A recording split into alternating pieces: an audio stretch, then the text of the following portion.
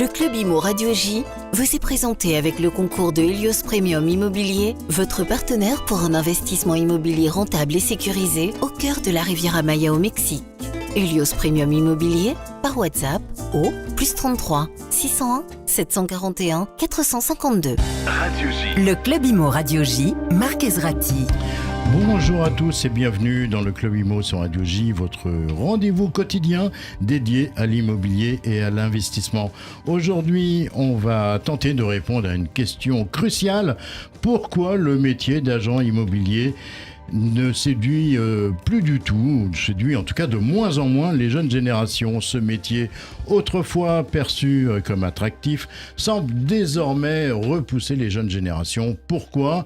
Est-ce une question de conditions de travail, d'image ou d'adaptation aux nouvelles technologies? Pour en discuter avec moi, je suis ravi d'accueillir Céline Faro. Elle est formatrice responsable formation France Engel et Volkers et auteure spécialisée chez Studirama. Elle est notamment l'auteur de Devenir agent immobilier.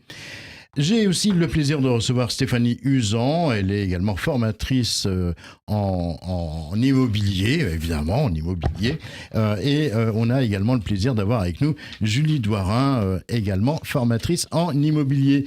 Céline, je vais commencer par je vais vous poser la première question. Selon votre expérience de formatrice, quelles sont les principales raisons qui poussent les jeunes générations à se détourner aujourd'hui du métier d'agent immobilier ?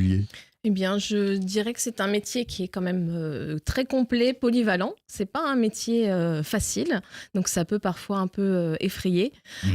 Notamment le statut aussi, qui peut effrayer les jeunes, mais leurs parents également.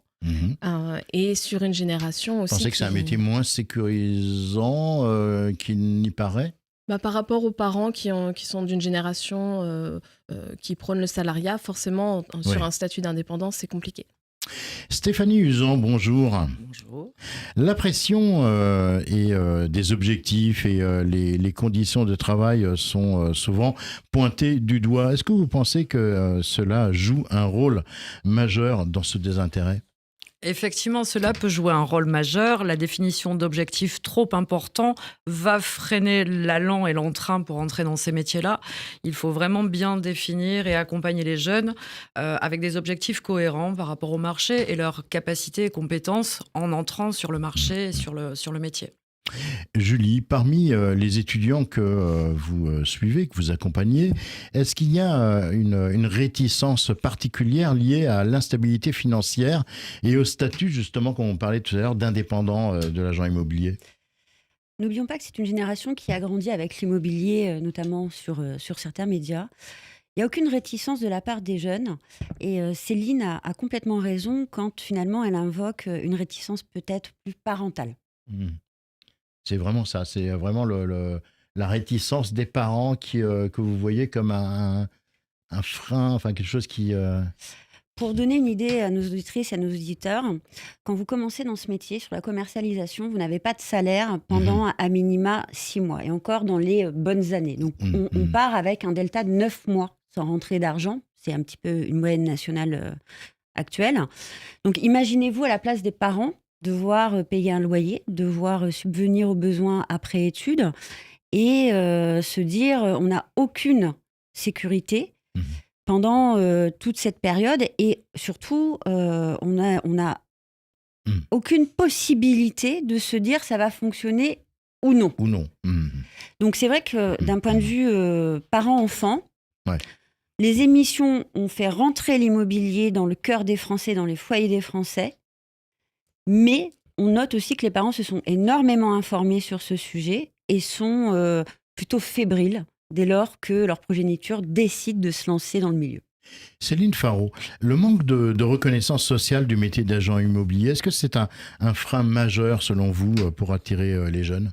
C'est vrai que le métier fait partie des professions qui sont les plus détestées en France, mais c'est aussi très français. Même on aime bien détester. Mais heureusement, la réalité est quand même vraiment différente. Stéphanie, est-ce que vous avez remarqué un taux d'abandon important chez les étudiants en alternance ? Alors, on le remarque sur les 2 premières années. Sur les BTS, on a un taux d'abandon qui est de l'ordre de 25 à 30%, me semble-t-il. C'est parce que probablement c'est mal calibré au départ. On n'a pas vraiment pris en considération toutes les Oui, je perds ça, mes mots. oui. Voilà, toute l'implication que doit avoir l'étudiant lorsqu'il rentre Ah oui. en BTS. Sur les cursus plus longs, bachelor et master, non, on observe beaucoup moins d'abandon. Et les causes, selon vous? Alors, je pense que parfois elles viennent de l'entreprise dans laquelle ils sont alternants, où ils sont peut-être pas certainement pas correctement accompagnés. Et je pense aussi qu'ils ont mal appréhendé l'exhaustivité de toutes les choses que l'on doit faire lorsqu'on est professionnel de l'immobilier. Je pense que c'est ça qui est mal anticipé. Vous, sur les jeunes que vous avez justement en formation, ne regardez pas vos notes, il n'y a pas besoin. Vous me dites qu'il y avait aussi, quand on a préparé l'émission, un profil particulier chez vos étudiants. C'est peut-être les prérequis pour ce métier. Alors oui, il y a des prérequis pour ce métier. Est-ce que au départ, les écoles anticipent correctement les compétences que doivent avoir leurs étudiants? Je reviens aussi sur ce que vous avez dit tout à l'heure, Céline, sur le statut. Ça, c'est aussi quelque chose qui va les faire abandonner en cours de route lorsqu'ils prennent en considération que tout d'un coup, au terme de leurs études, ils ne vont plus être rémunérés, mais être indépendants. Est-ce qu'on les accompagne véritablement sur ce statut d'indépendant et la compréhension de ce statut d'indépendant? Ça, tout d'un coup, ça peut les faire arrêter. Et comme l'a dit aussi Julie, il faut 6 à 9 mois, voire 1 an, avant d'avoir une rémunération régulière. Ça aussi, c'est un véritable frein. Tant qu'on est en alternance, tout se passe bien. Julie, est-ce que vous pensez que les jeunes ont une perception déformée du métier, notamment influencée peut-être par les stéréotypes véhiculés dans les médias ou leur entourage? Je vais scinder 2 types de médias. Sur la partie, je dirais, télévisuelle, ils se sont beaucoup renseignés, ils ont grandi avec et finalement, ils comprennent que c'est de la télé-réalité. Sur la partie médias sociaux, c'est finalement celle qui nous pose le plus de problèmes parce que c'est fantasmé. C'est-à-dire, on raconte les réalisations, mais on ne montre pas derrière tout le travail, les heures passées sur le terrain prospecté, les heures en formation. Et c'est vrai que dans l'imaginaire, finalement, de cette jeunesse, l'immobilier, ça se fait comme un claquement de doigts. Julie, justement, avec l'émergence des plateformes en ligne, et la digitalisation, est-ce qu'elle est perçue comme une opportunité ou comme une menace pour les jeunes professionnels? Ils la prennent comme une opportunité. Alors, vous avez 3 types, finalement, d'étudiants. Celles et ceux qui passent par les écoles immobilières, qui sont des vrais utilisateurs au jour le jour, finalement, de ces outils. Un autre profil, école de commerce, une spécialisation MBA. Donc là, on est plus dans la performance. Ils sont plutôt à l'aise avec ça. Mais ils ont quand même dans l'idée de faire plus de coûts. Et puis, une troisième typologie, les étudiants de la tech, qui sont plus orientés web, plus immobilier, ils créent les plateformes. Donc finalement, sur ces 3 typologies, ils ont quand même grandi avec Internet. Ils sont à l'aise. Mais ils ont quand même conscience, notamment pour la première typologie, ceux et celles qui viennent de l'immobilier, que ça ne fait pas un métier. Stéphanie, la digitalisation, est-ce qu'elle est en train de déshumaniser le métier d'agent immobilier ou au contraire de la moderniser ? Tout dépend comment on l'utilise. Ça doit rester un outil. En premier lieu, ça doit rester un outil. Et s'imaginer que parce qu'on est sans arrêt sur les outils digitaux, sur Internet, on va avoir une relation client performante, c'est complètement obsolète, c'est complètement nul. C'est un outil. Il doit servir à l'administratif, à gagner du temps, mais ça ne remplacera jamais l'essence du métier immobilier, la relation. La relation à l'autre, la connexion avec un humain. Jamais la digitalisation ne remplacera ça. Et il faut pouvoir allier les deux et ne pas se laisser manger par trop de digitalisation. Et ça doit rester un outil qui permet de faciliter et de gagner du temps, tout simplement. Céline Faro, donc on l'a dit, vous êtes responsable formation dans un réseau Engel et Volkers. Comment vous intégrez les outils numériques dans vos formations ? Alors, c'est déjà quelque chose d'essentiel, donc on les habitue tout de suite en arrivant parce qu'on a des profils autant en reconversion que des gens qui sont déjà des habitués de l'immobilier. Donc, on va vraiment les inciter, les former sur les différentes plateformes pour gagner du temps. Tout ce qui va être CRM, donc les logiciels pour pouvoir faire de la gestion client, pour prospecter aussi de manière digitale. Et puis, c'est des choses qui sont essentielles parce qu'ils ont grandi avec, donc ils ont aussi, pour beaucoup, en tout cas chez les jeunes, une forte appétence avec les technologies.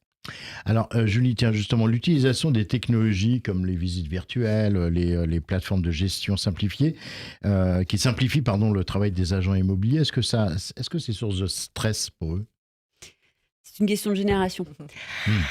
Pour les générations, pour notre génération, c'est vrai qu'on en revient toujours à la naissance d'Internet. Nous ne sommes pas nés avec, donc ça génère au démarrage un petit peu de stress et c'est à ce moment-là que les formations ont une véritable importance. Pour les générations d'aujourd'hui et celles à venir, c'est accepté. Néanmoins, il y a quand même un tout petit stress parce que je note, et peut-être que Stéphanie et Céline auront quelque chose à rajouter sur le sujet, elles sont utilisées de manière superficielle.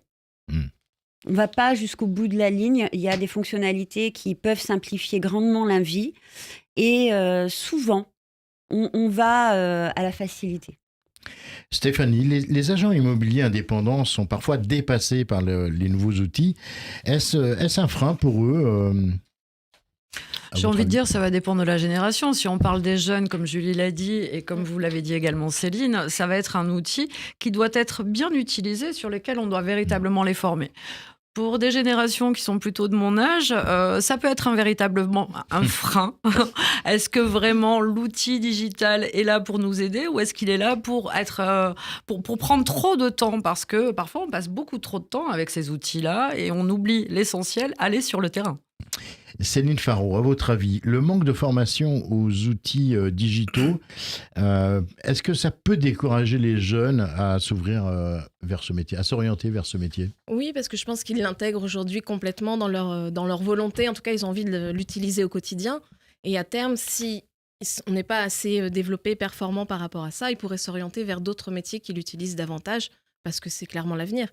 Mais ça nous permet d'être encore plus performants. Mesdames, on va marquer une petite pause, le temps de découvrir l'info du jour. L'info du jour vous est présentée avec le concours du site goflint.fr. Goflint.fr, première plateforme de dépose d'annonces gratuite et de mise en relation dédiée à la recherche de biens immobiliers. Goflint.fr. Et aujourd'hui, on va parler des promesses de vente. Figurez-vous qu'un acquéreur qui a refusé d'acheter un appartement à 207 000 € après avoir signé une promesse de vente vient d'être condamné à payer 36 700 €. La Cour d'appel de Nancy a estimé que sans conditions suspensives ni rétractation dans les délais, le refus de finaliser la vente constitue un fait grave.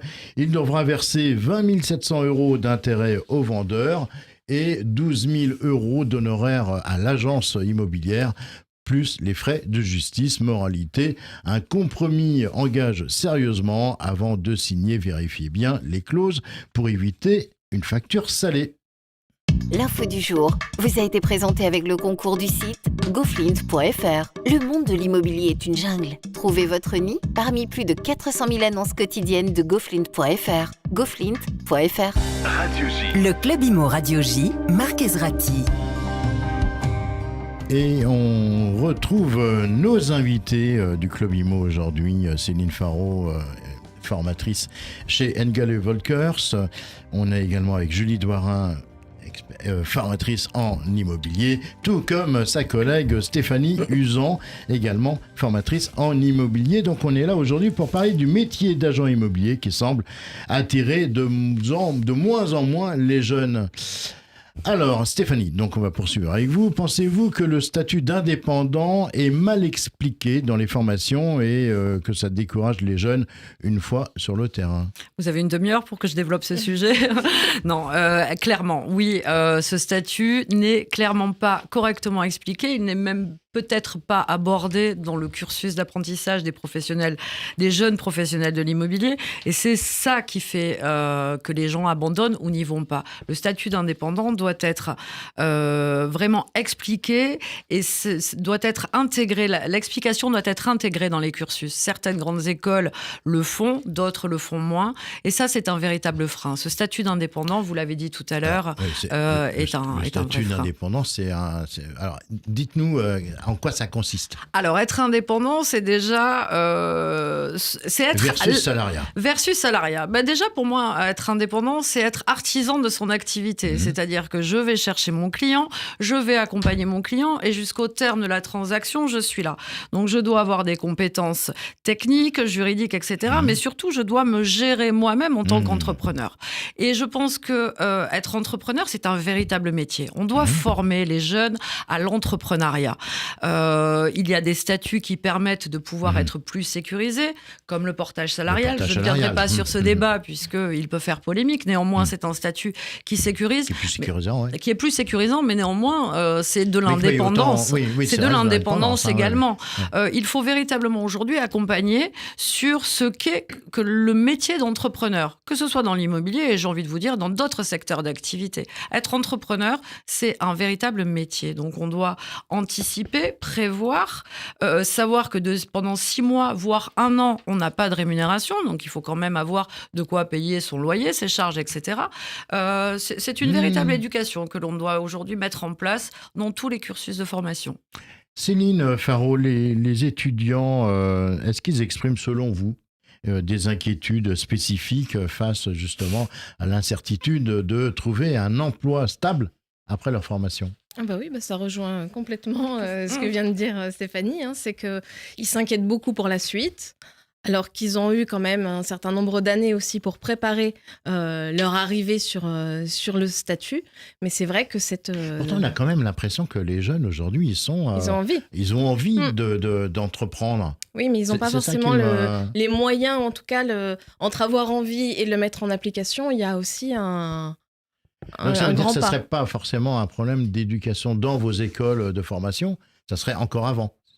C'est un accompagnement, oui, c'est surtout dans l'anticipation. C'est vrai que devenir entrepreneur, aujourd'hui, ça se prévoit, ça se vit, c'est quelque chose qu'il faut anticiper. Sinon, ça ne peut pas fonctionner parce que forcément, ils vont travailler dans le stress et la pression du manque de revenus, etc. Donc, ça ne peut pas fonctionner. Julie Doirin, vous avez un avis là-dessus, l'absence de cadre réglementaire clair pour les agents immobiliers, est-ce que ça contribue justement à ce désengagement ? Ça n'est pas qu'une hypothèse. Moi, je pense qu'aujourd'hui, véritablement, ce qui nous pose problème, c'est la dynamique sociale et surtout ministérielle qui nous est présentée. Précisez. Je vais préciser. Céline, tout à l'heure, nous donnait un chiffre qui nous a fait très très mal, à savoir 25 à 30%. C'est Stéphanie Usan qui en parlait. Stéphanie Usan, de jeunes qui finalement ne se lançaient pas dans un BTS immobilier. Qui abandonnaient, c'est le taux d'abandon des alternants. Alors, il y a de l'abandon et puis il y a aussi un désengagement. C'est-à-dire que nous les avions dès la sortie du baccalauréat. Et nous leur avons posé la question. Pourquoi ? Est-ce que, par rapport aux questions que vous nous avez posées, c'est une question de statut, c'est une question financière ? Non. Nous n'avons pas confiance dans le gouvernement actuel. Au bout du 8e ministre ou 9e, on les compte même plus. Oui, on en a beaucoup là maintenant. Oui. Ça commence à les stresser. D'accord. Donc l'instabilité politique, c'est quelque chose qui les inquiète. Exactement. Le fait qu'on ait des ministres du logement qui ont 11 mois de durée de vie, c'est quelque chose qui les inquiète. 11 mois. 11 mois, Comment vous y allez 5 mois pour certains, malheureusement. Oui. Céline Faraud, la mauvaise image des agents immobiliers dans l'opinion publique, est-ce qu'elle a un impact direct sur la motivation des jeunes à rentrer dans ce métier? Bien sûr, mais bon, là, ça change. On sent quand même que, justement, avec tous les réseaux sociaux, les médias, ça a quand même tendance à changer. Et il y a aussi une partie qui vient dans le métier par rapport à ça, qui est incitée par ça. Selon vous, quel ajustement dans la formation pourrait permettre de redonner de l'attrait à ce métier d'agent immobilier, Céline ? Redonner le goût pour le travail, la complexité du métier, mais qui en fait aussi toute sa richesse, parce que ça reste un métier passionnant. C'est pas juste ouvrir des portes, c'est beaucoup plus complexe que ça, mais c'est un métier passionnant. Stéphanie, pour vous, comment il faudrait valoriser les aspects positifs du métier pour inspirer et motiver les jeunes générations ? C'est un métier complet et complexe. On se doit, je l'ai dit, je crois tout à l'heure, avoir des compétences techniques, juridiques, mais également relationnelles. Je pense que c'est ça qu'il faut remettre en avant, la possibilité d'une évolution constante sur un plan intellectuel, relationnel, humain. C'est un métier richissime qui fait qu'on ne s'ennuie jamais et qu'on peut progresser en permanence.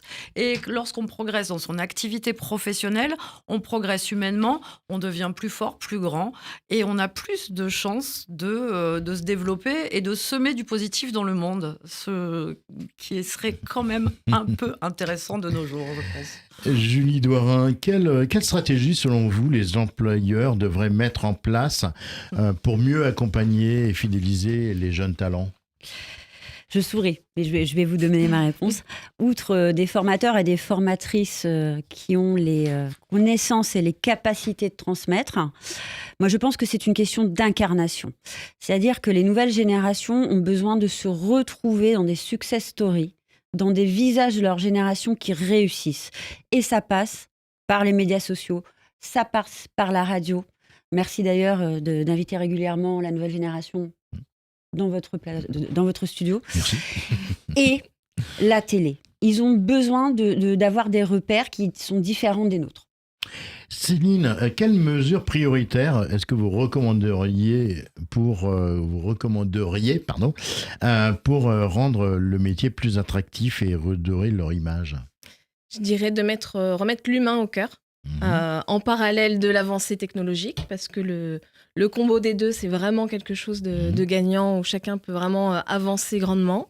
Renforcer aussi la communication sur les perspectives d'évolution, parce que l'immobilier, il y a énormément de choses, c'est très vaste, on peut faire énormément de choses, et ça, on ne le met pas assez en avant auprès des jeunes, et rassurer sur le statut, parce que toutes les trois, ça fait X années qu'on est sous un statut d'indépendant, et tout va bien.